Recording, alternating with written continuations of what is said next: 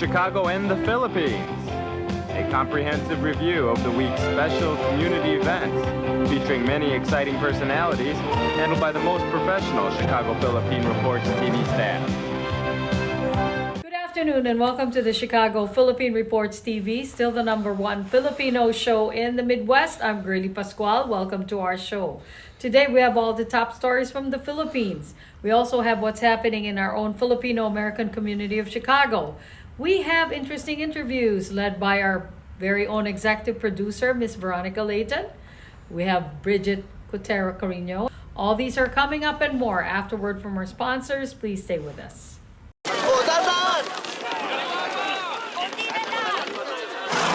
Yan! Dito na! Perfect!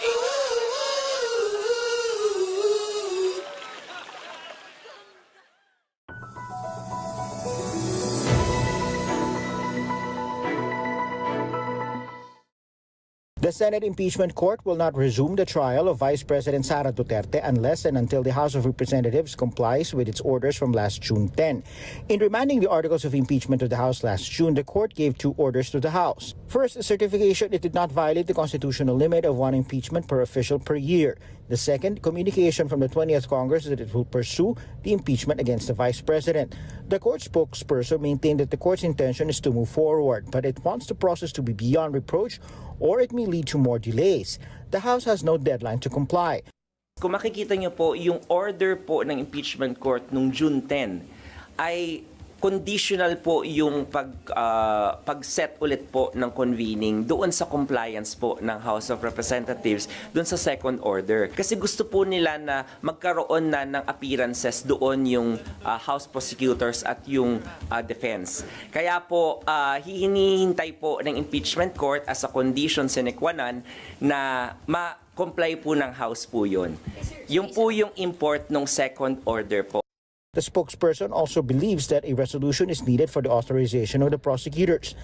Well, the question should be asked again, how will that election or authorization of the House prosecutors will happen?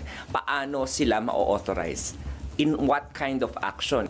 So, wala naman tayong question na gagawin yon at naniniwala tayo sa kakayanan naman ng House of Representatives at sinabi na rin naman ng Speaker of the House na they will comply.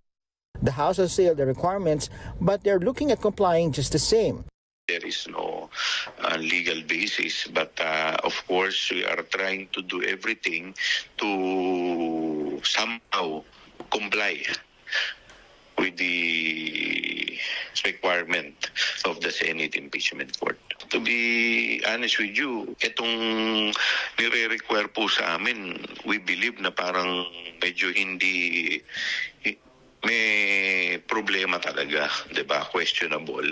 But just the same, the reason why we are complying it, because ayaw naman namin na mapagbintangan kami na we are delaying the hearing, the impeachment hearing. There are also those who believe these should be discussed in a trial instead. It shouldn't be the Senate pointing them out. It should have been the defense lawyers pointing them out. Kasi if you look at the defense, what the defense submitted to the Supreme Court for clarifications are basically the same things that were being pushed for, or the controversies that being given consideration by the Senate. Mamamayang Liberal Party List Representative Laida de Lima hit the spokesperson's pronouncement, saying these are beyond the Constitution or the Senate's own rules. De Lima urges the Senate to do its job the same way the House is doing its job. The court spokesperson also explained that Senate President Francis Escudero is cautious that his authority as presiding officer may be assailed because the Senate will still elect its president for the 20th Congress. Though the spokesperson maintains Escudero's authority is continuing, he acknowledges there are those who disagree and who may just file cases in case Escudero does something before the Senate presidential election, such as the oath-taking of new senators as judges. Hindi ko sinasabing walang power. Ang sinasabi ko nga po may power, may holdover capacity nga po. Pero nga may maaaring ma-question siya na bakit ka nag-swear in. Diba? Nakalagay sa rules natin, mag-e-elect muna tayo ng Senate President. Okay. So ayaw niyang mangyari yun na ma-question siya. The spokesperson, however, maintained that the court continues its work, spelling out the options of the litigants in the meantime. Hindi naman po sinabi yun na tumitigil po ang proseso. Kasi pwede naman pong aralin na ng magkabilang panig ng mga litigants yung kanilang mga modes of discovery. Pwede naman pong mag-avail na sila nun, mag-send ng written interrogatories para mapatawag yung adverse party witness. So, dapat yun po yung pinaghahandaan. And I think those things can be filed even before the convening of the impeachment court. He also urges all not to undermine the court. The House, meantime, is considering filing a motion to proceed with pretrial to allow the marking of evidence and the listing of witnesses even before the convening of the 20th Congress on the 4th Monday of this month.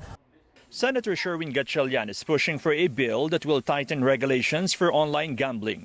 Under his proposed measure, Gatchalian wants to ban the use of e-wallet platforms in online gambling and impose an age limit for players, all meant to remove the convenience of virtual casinos.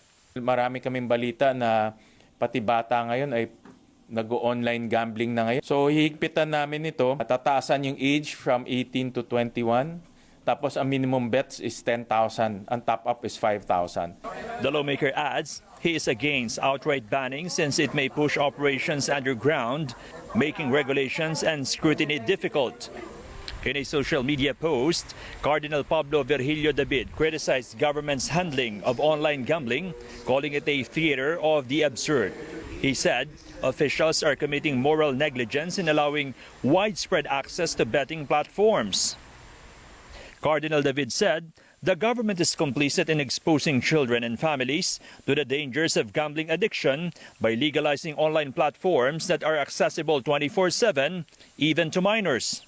Gatchalian seeks to include e-sabong in the coverage of online gambling, even as he expressed readiness to ban it altogether. Kasali na siya doon. But ang e-sabong, walang law banning it, but I know there's an executive order banning it.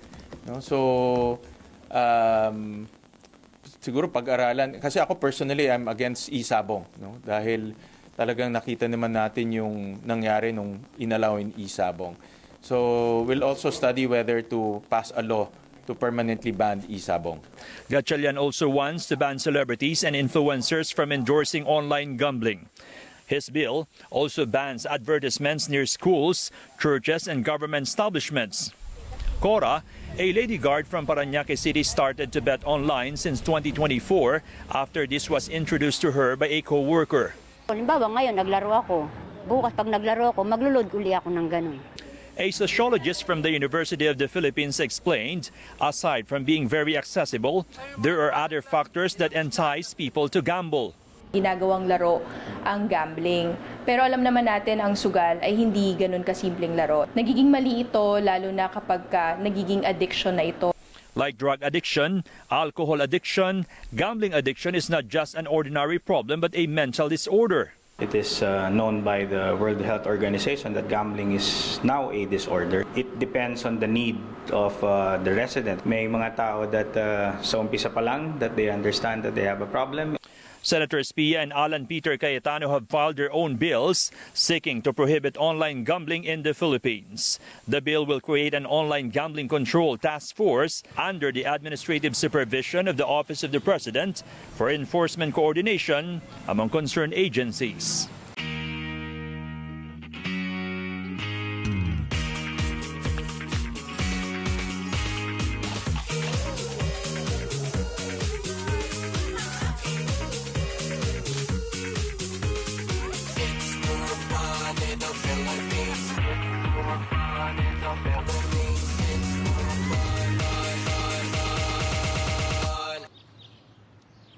It's more fun in the Philippines. Do you need to get your hands on some extra money right now?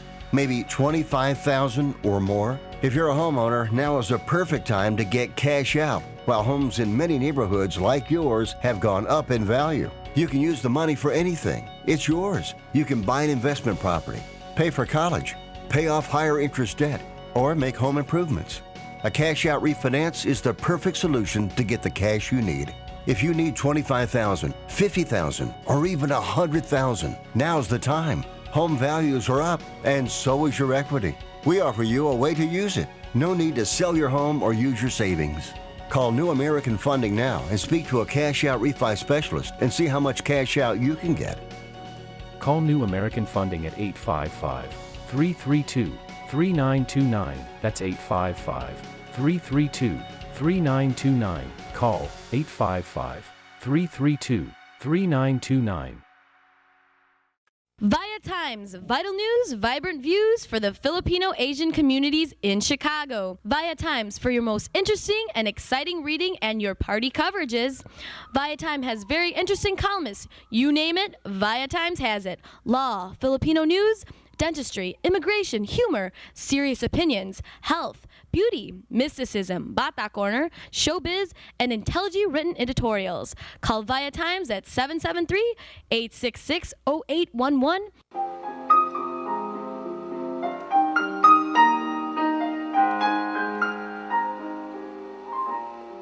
Magandang hapon po sa inyong lahat and welcome to Veronica's segment of the show. And I have here today a very familiar face, very popular lady in our community.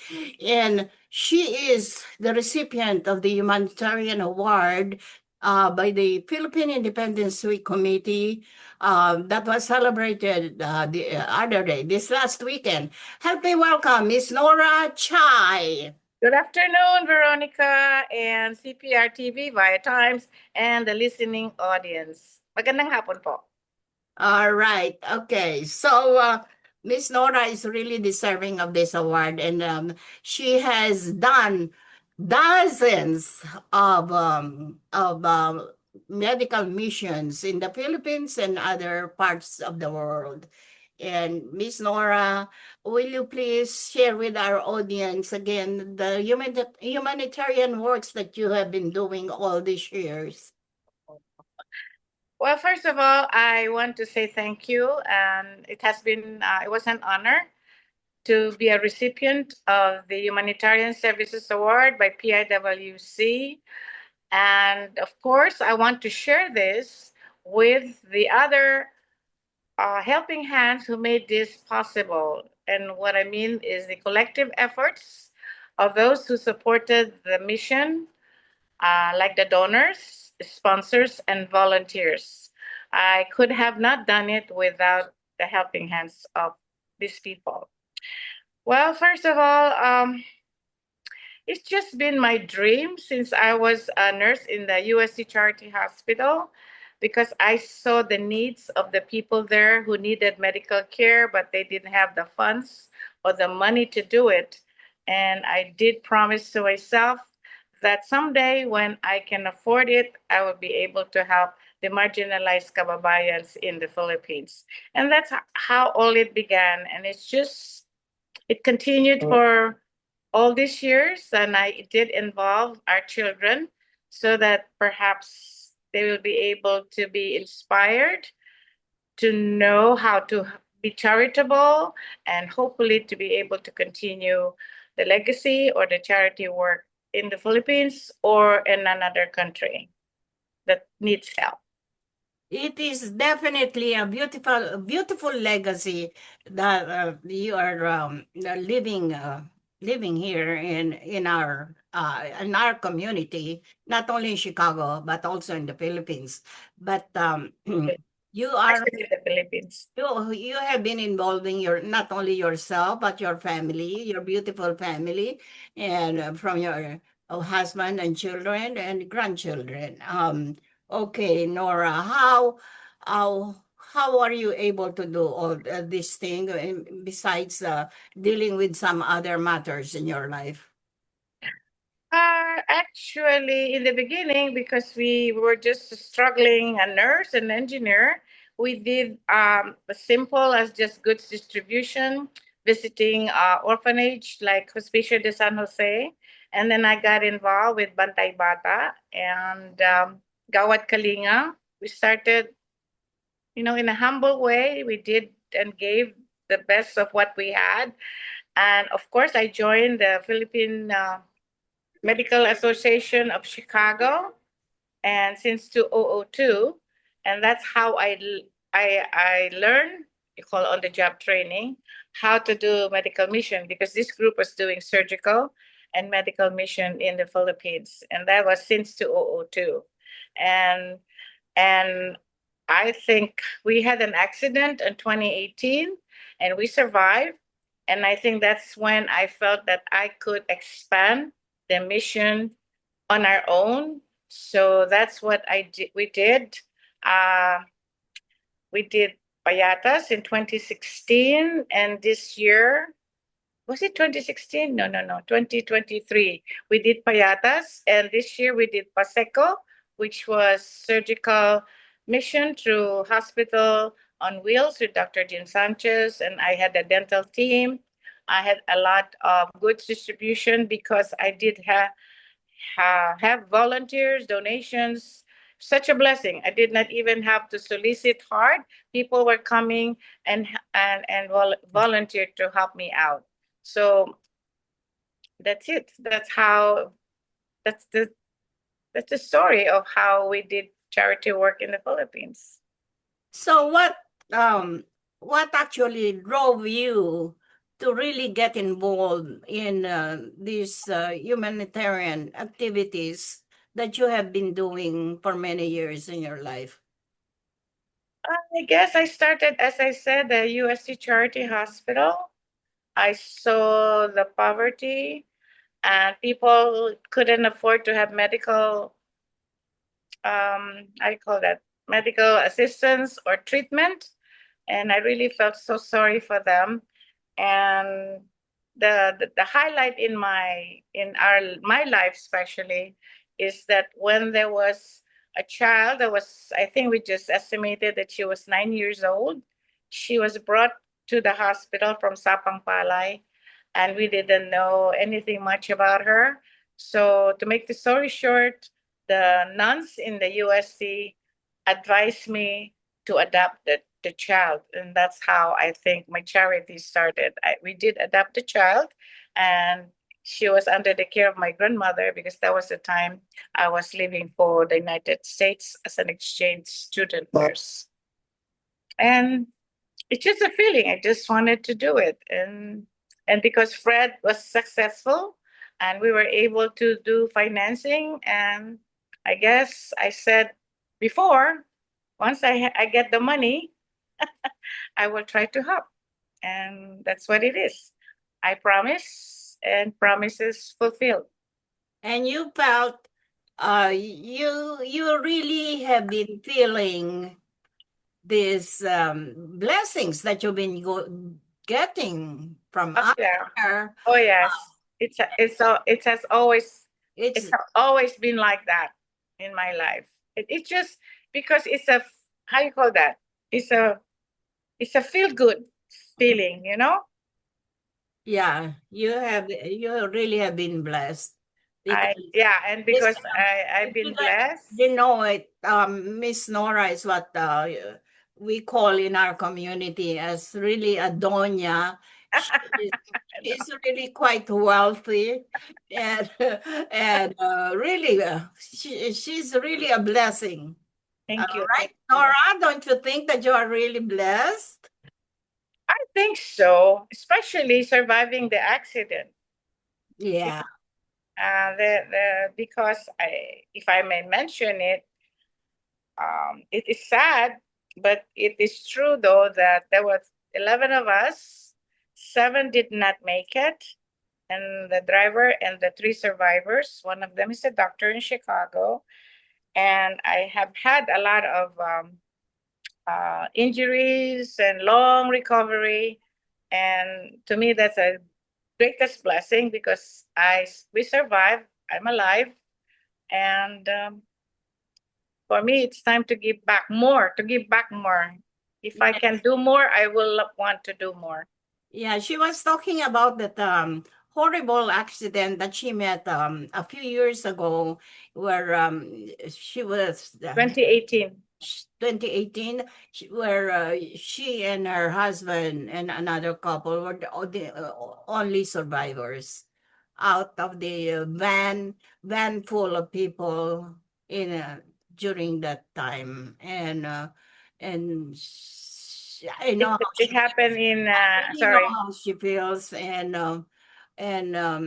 she's really blessed, and she's giving, she's sharing her blessings to many people out there. I know her because she's a very good friend of mine. Thank you, thank you, thank you. Okay, all right, Miss Nora.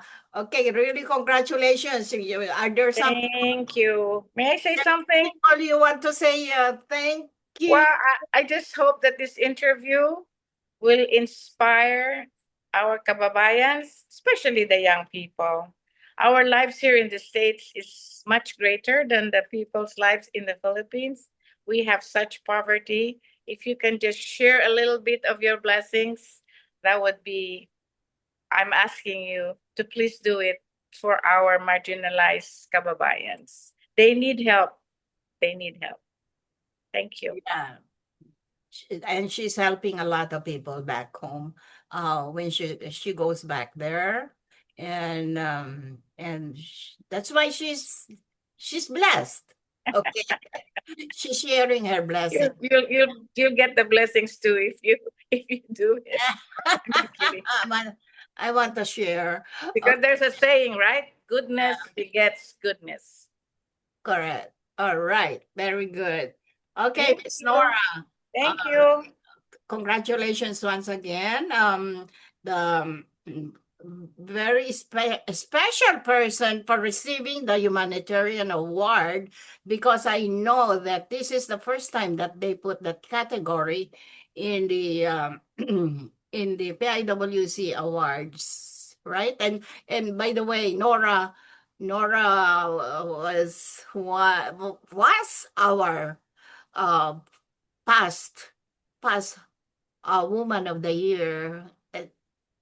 And if you still remember the Chicago Filipino Asian American Hall of Fame, and which we hopefully we can still continue with, and one of these days, and but Nora was the one of the women. Oh my God! Women of the Year. Oh, thank you. Thank you. Okay, thank you very much, Nora. Thank you, Vero. Keep up the good work. She's a fantastic woman. And I thank you for gracing our show today. And maraming salamat po sa inyong panonood. At maraming salamat, Miss Nora. I love you. Bye now. Thank you. Bye. All right. Good luck. This is a prayer and a reminder. All we have is now. Anak, umuwi ka na.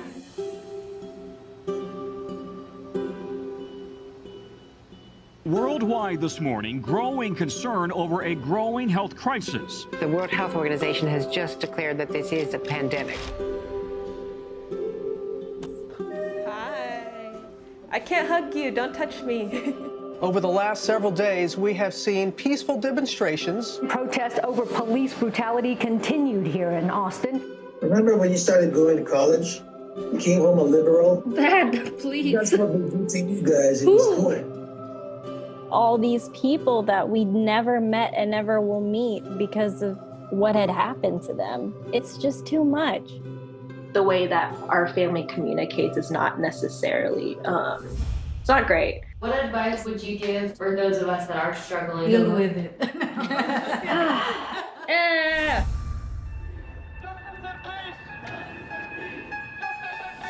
I think the norm for our communities has been to just stay silent and like keep to your own business. I could definitely be doing more than I'm doing right now, and I know that others can as well. What if someone is called from God to be an activist? I can answer that question. Shouting revolution, oh wow, breaking each tradition. You don't believe in the Black Lives Matter movement? An advocacy group reporting at least 3,800 anti-Asian hate incidents since last March. I'm kind of conflicted. I'm like, maybe I should move home and be here with them. I hope that this moment makes you take a step forward and a step together in the right direction. In order for a subject to not be taboo in our community, there always has to be like someone to start that conversation. You speak up for me when I can't speak up for myself. And I've seen you do that for other people. I see a lot of people who just kind of cut off friends and family, and I don't think I can do that. I love my parents. This is a symbol of our voices. If you look at your neighbors around you, you will see who stands with you, who stands for you. At least I know that you can stand up. That's the thing I'm so happy about.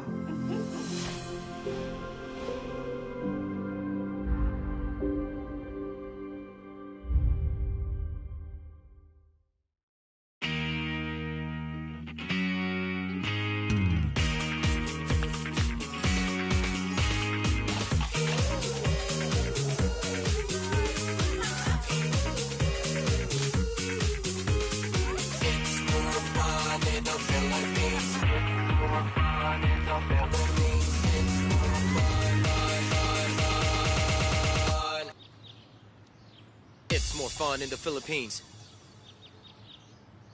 Magandang hapon po sa inyo lahat and welcome to Veronica's segment of the show. Today, I have a very interesting and very popular, respected and renowned individual in our community. This woman is really, really very interesting, and she has been doing a lot of work in humanitarian contributions through medical mission. Her name is Miss Nora Chai. Do you know her? It's very Good afternoon, people. very popular. Good afternoon. Vero. Hi, Nora. Welcome to our show. Thank you for this. You have been around the community, the Filipino-American community of Chicago, and you are really doing a wonderful work out there serving the community. Thank you. And that work is as a medical missionary. Miss Thank you. Nora has been doing medical missionary work through the years. And let's hear from her because she's on her way to retirement, she's saying, and through all this work. Hi, Nora. Welcome to our show. Vero. Hi, Cprtv. Thank you for giving me this privilege to be interviewed about our project in the Philippines. Yes, Thank you. I'm very thankful that you are gracing our show today. Nora, okay, can you please share with us some of the exciting and interesting experiences that you've done through medical mission? Well, actually, this dream of being able to help marginalized kababayans started when after graduation, I worked at the USC Charity Hospital in the pediatric section of the hospital. And I saw the poverty and the need of the people because they didn't have money to cover the expenses in the hospital. And I promised that if I will be lucky in the future to have the kind of funding, I'll be able to help them. And that's how it began. My commitment with the Philippine Medical Association of Chicago started in 2005. So that would be 25 years. So I've been joining their mission through the years. And then, of course, I adapted other projects and we did outreach projects with my family members on a smaller scale. And it just, I guess, got bigger, better, and more fulfilling for the family.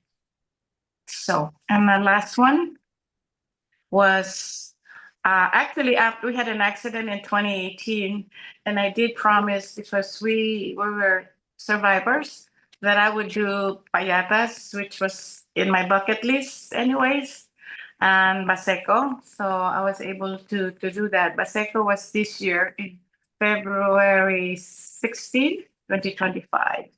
And I think promises that I gave out to friends that I would do the mission, it has been fulfilled.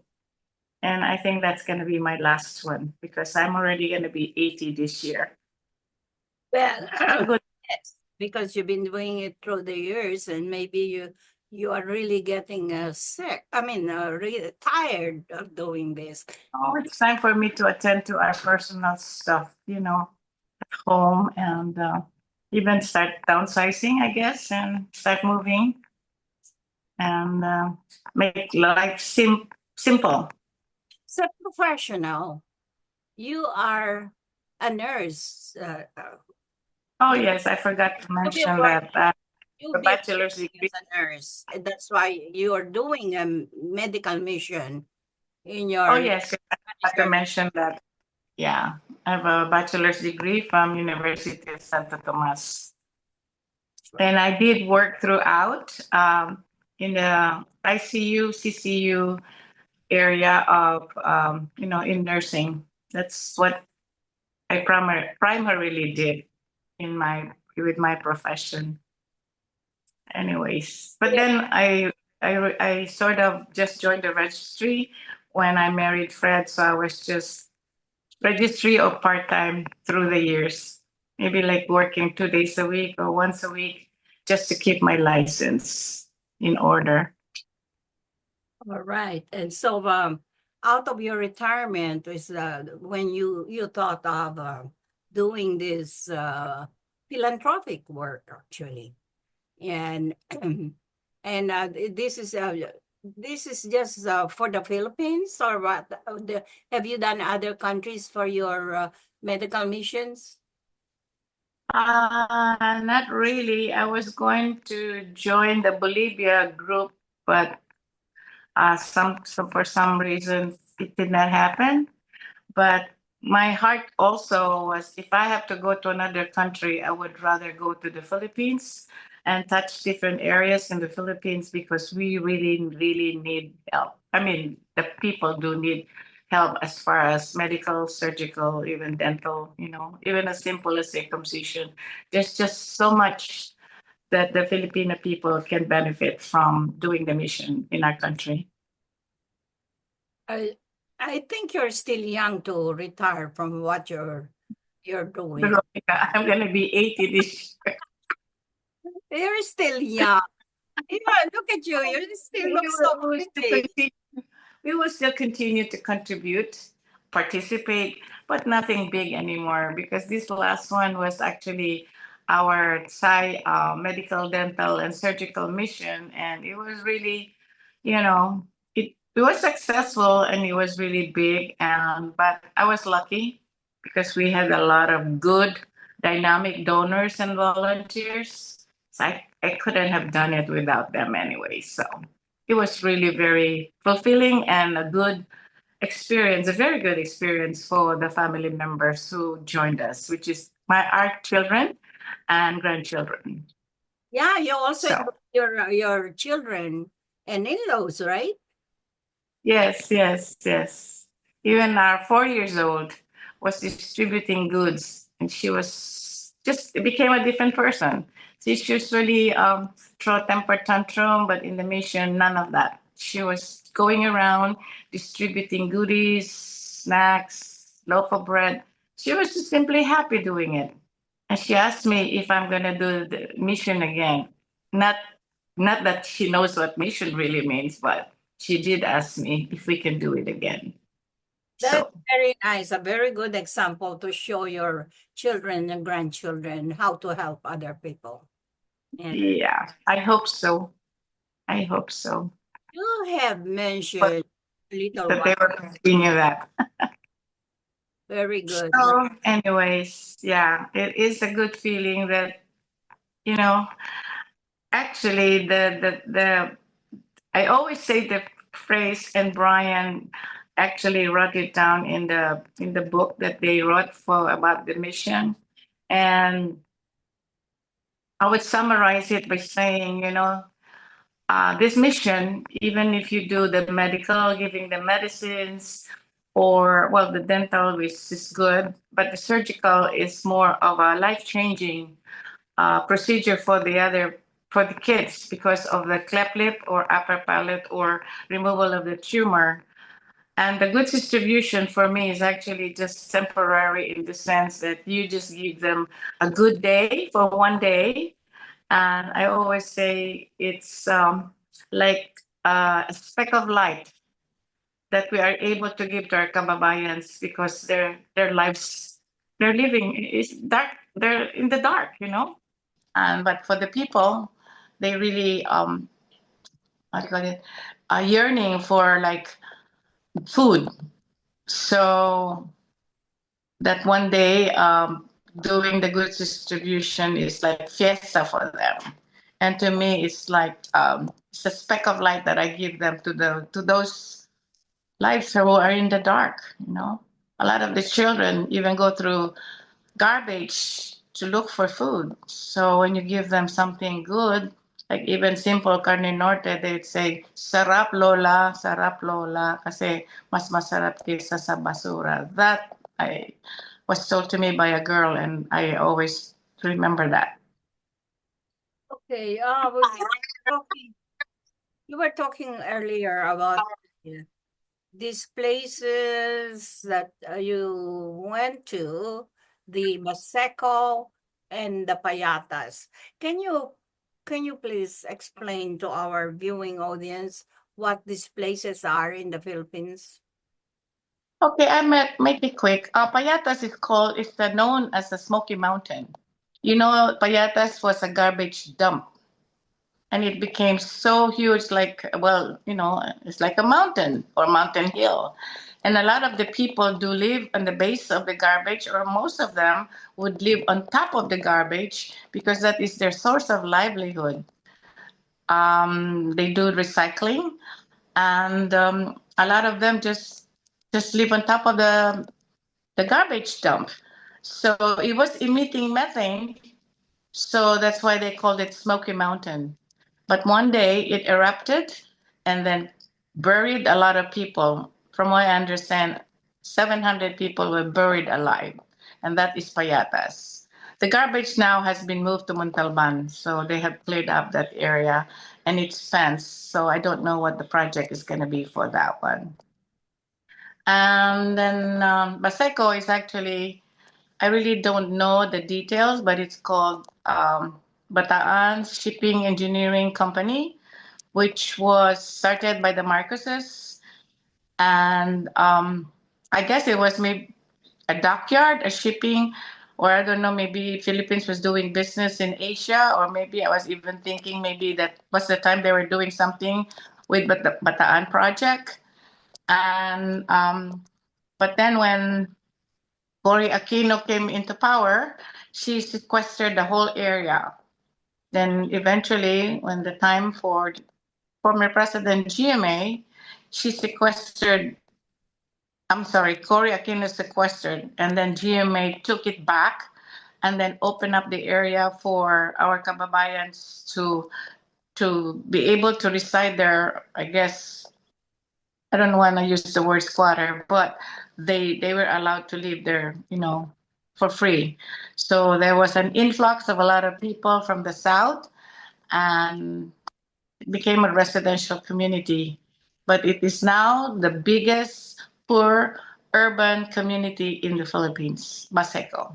Or they have port area and they have also Tondo. That's Baseco. Is there some kind of a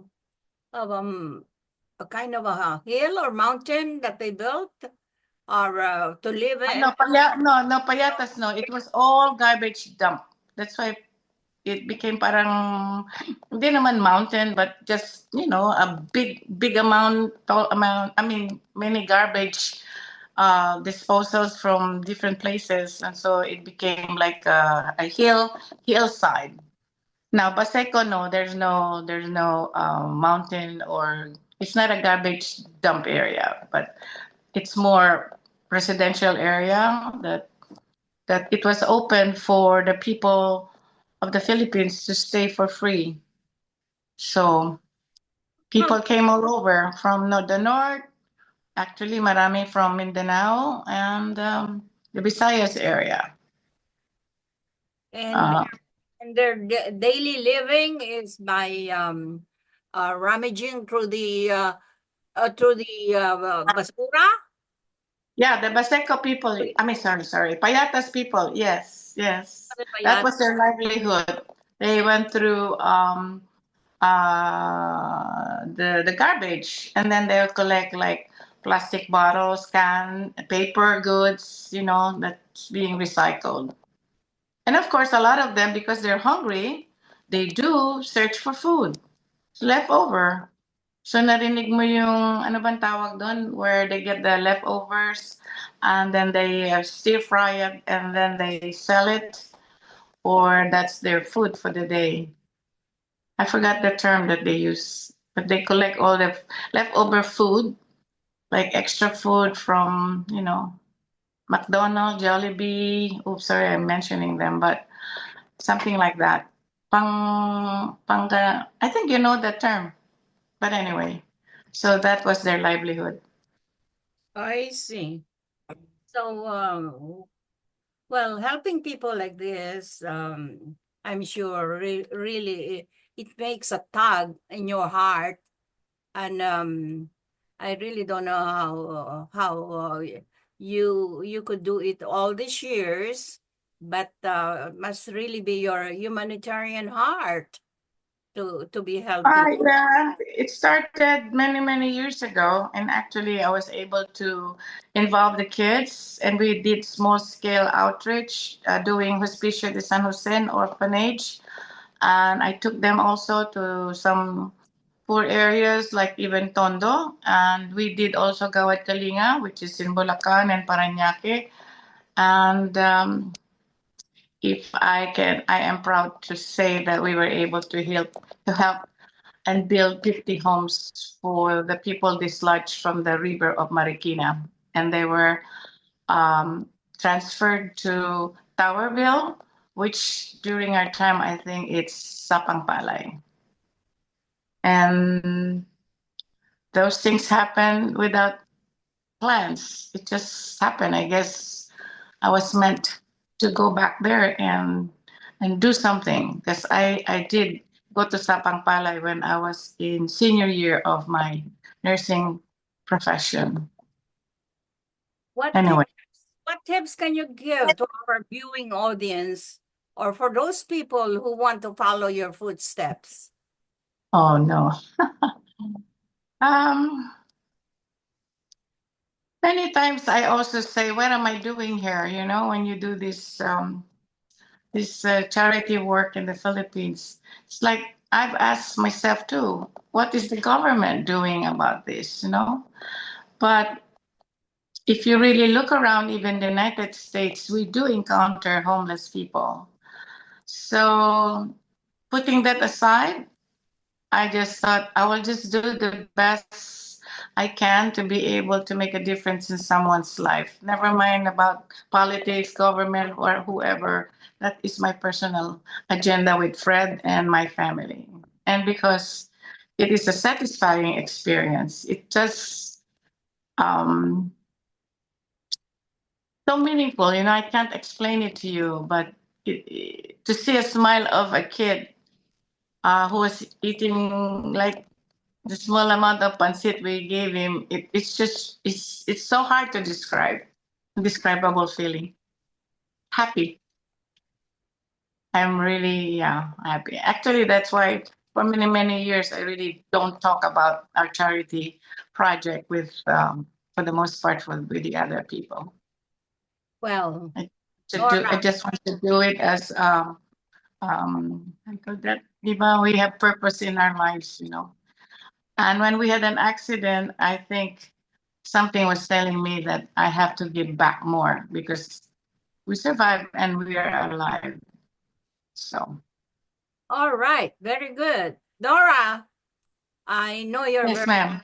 I thank you for gracing our show today. So we're running out of time, and I congratulate you for doing the good deed that you're doing for the people of our community in the Philippines. And also, I've heard that you're going to be the recipient of the humanitarian award in this upcoming. Oh, I don't know about that. Correct. I don't know if I will qualify. It's Congratulations. okay. ahead of Reward time. or no reward, I will continue. I want to tell our viewing audience that Nora was a recipient of our the Viatime Cprtv Hall of Fame twice already, and the last one was she was the Woman of the Year for the Chicago Filipino Asian American Hall of Fame. All right, Nora, good luck to you and congratulations. Thank you for your friendship. Thank you. I'll see you soon. And more blessings for the coming years for you. More blessings for all of us. God bless. Thank you. This is a prayer and a reminder. All we have is now. Anak, umuwi ka na.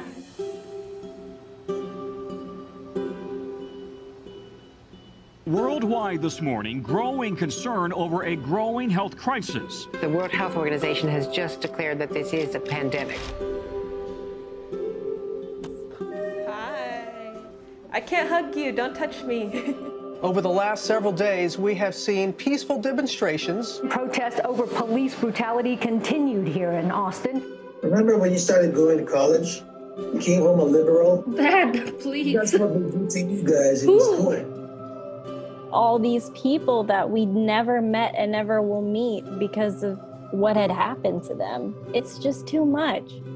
The way that our family communicates is not necessarily, it's not great. What advice would you give for those of us that are struggling? Deal with it.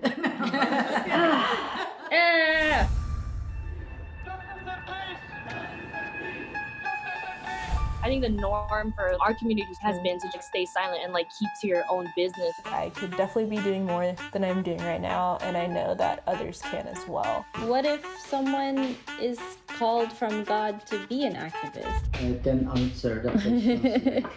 Shouting revolution, oh wow, breaking each tradition.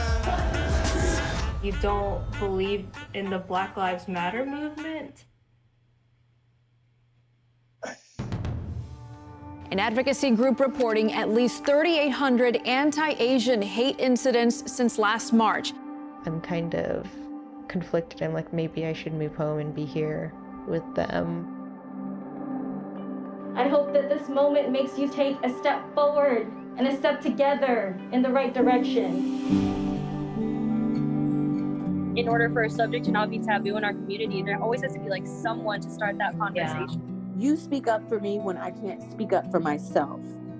And I've seen you do that for other people. I see a lot of people who just kind of cut off friends and family, and I don't think I can do that. I love my parents. This is a symbol of our voices. If you look at your neighbors around you, you will see who stands with you, who stands for you. At least I know that you can stand up. That's the thing I'm so happy about.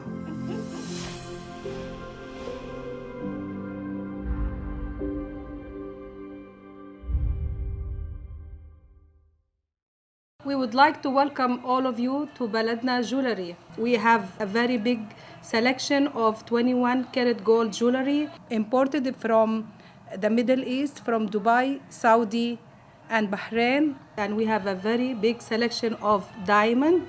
We offer free financing for 6 months, and we have a layaway system which you can leave your stuff for 3 months. We repair gold and we buy old gold. Welcome to Baladna Jewelry.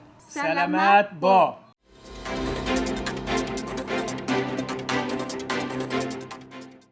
Good afternoon. This is Bridget Carino-Quater bringing you this week's local news from our community. The Illinois Department of Public Health has announced an expansion of its list of zip codes where lead exposure testing is required for children who live within those areas. 180 new zip codes representing parts of 47 Illinois counties have been added to the list this year, bringing the total of high-risk zip codes to more than 1,350. By this time next year, all remaining zip codes in the state will be included, implementing universal childhood lead testing nationwide. IDPH is committed to building brighter futures for our children and families, said IDPH Director Dr. Samir Vora. This latest expansion of lead testing list brings us closer to achieving the ambitious goal of universal statewide testing. There is no safe level of lead in the blood. Early detection and intervention are critical tools to help protect Illinois' kids from the serious health and developmental challenges caused from lead exposure. Lead exposure can lead to damage to the brain and nervous system, slowed growth and developmental, behavioral, and learning difficulties, and more. The Illinois Secretary of State's office is awarding nearly $20 million in grant funding to libraries across the state to ensure access to quality resources and programming for all Illinois residents, Secretary of State and State Librarian Alexi Giannoulias announced. A library is more than just a building with books. It's the epicenter of opportunity, discovery, and community connection, Giannoulias said. From early childhood education to workforce development, libraries empower individuals of all ages and backgrounds.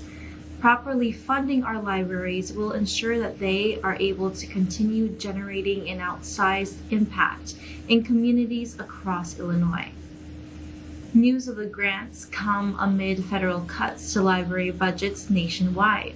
In March, the Trump administration signed an executive order to eliminate and defund the Institute of Museum and Library Services, which issues $180 million annually to libraries nationwide. Illinois receives nearly $6 million annually, the sixth highest amount of any state. The Illinois Department of Public Health is urging Illinoisans to celebrate July 4th and the start of summer 2025 safely by following proven safety guidance so as not to spoil the fun. Follow food handling safety tips to protect friends and family from foodborne illnesses. Avoid sunburn and heat stroke by using sunscreen and proper summer attire. Protect yourself from disease-carrying pests like mosquitoes and ticks, and leave the fireworks to professionals. This summer, IDPH is joining the Illinois State Fire Marshal, OSFM, in pointing to a 44% spike in fireworks-related injuries reported to Illinois hospitals in July 2023 compared to 2024. In 2023, 108 fireworks injuries were logged at 34 hospitals. Last year, 156 injuries, including one fatality, were recorded by 45 hospitals. As part of an effort to gather more comprehensive data, the OSFM is this year asking all medical providers to report fireworks injuries by completing this online form. Independence Day is one of my favorite holidays, said IDPH Director Dr. Samir Vora. As we celebrate America's birthday with family, friends, food, and fireworks, I encourage my fellow Illinoisans to do a little advanced planning to make the 4th of July weekend as healthy and safe as possible. Avoid foodborne illnesses at cookouts and picnics by keeping cold foods cold and cooking hot foods to the proper temperature. Steer clear of insect-borne illnesses and fight the bite by reducing exposure and repelling unwanted bugs. Dodge sunburn and heat-related illnesses by applying sunscreen, staying hydrated, wearing lightweight, light-colored clothing, and keep the handling of fireworks to the professionals. American Red Cross volunteers responded to 27 home fires in Harvey, Flossmoor, Park Forest, Sauk Village, Glen Ellen, Aurora, Zion, McHenry, Joliet, and Chicago in the past week, and provided assistance to 149 people through supplying them with items to meet immediate needs after a fire, and additional support in the form of health and mental health services and one-on-one recovery support. Visit redcross.org/fire for information on setting up your home fire escape drill and to learn more about home fire safety. Download the free emergency app by searching for American Red Cross in app stores or visiting redcross.org/apps. Three men had already announced campaigns for governor when J.B. Pritzker launched his bid for a third term last week. The field of candidates is expected to grow. DuPage County Sheriff James Mendrick announced his candidacy for the Republican nomination for governor in February. Lake Forest businessman and former 10th Congressional District candidate Joe Severino joined the GOP field in April. Phil Perez, a mechanic and member of the Posen Park District Commission, is also running. Pritzker is a billionaire incumbent with widespread support in the Democratic Party and will likely have a massive financial edge over any potential opponent for governor. He has not ruled out a run for president in 2028. The Illinois Department on Aging announced that Michelle Horsch will serve as the agency's chief planning officer, leading the development and implementation of a multi-year, multi-sector plan for aging.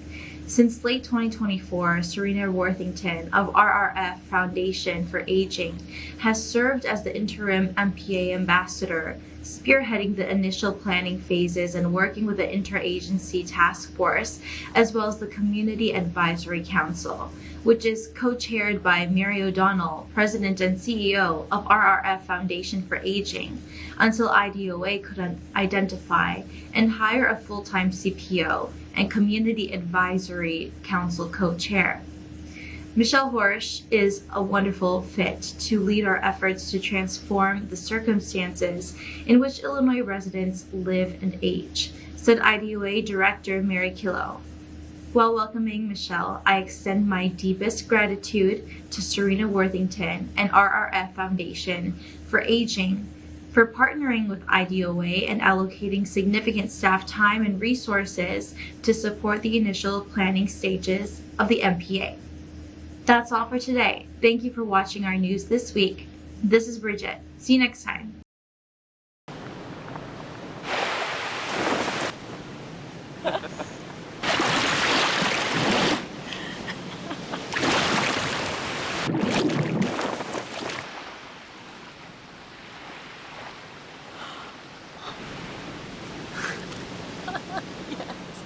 Yes.